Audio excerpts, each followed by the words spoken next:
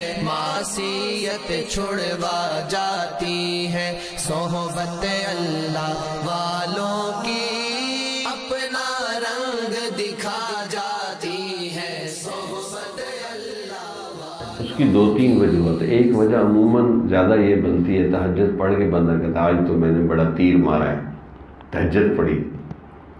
تو یہ کبھی بھی نہیں سوچنا چاہیے کہ میں نے تہجد پڑھی، 100% کہیں یا اللہ تو نے پڑھائی۔ یہ سوچنا بھی نہیں کہ میں نے پڑھی ہے، کہنا تو دور کی بات، سوچنا بھی نہیں کہ میں نے پڑھی، یا اللہ تیرا کھربوں ہاں بار شکر کہ تو نے تہجد پڑھائی۔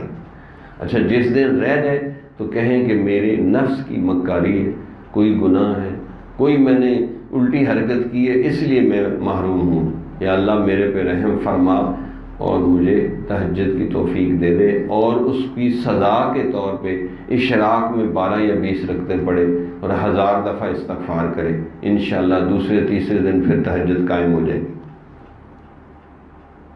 تو یہ دل سے نکال دینا کہ میں نے پڑھی، 100% اللہ ہی پڑھاتا ہے، کیونکہ وہ اسپیشل ٹائم ہوتا ہے، وہ عام بندہ نہیں جا سکتا۔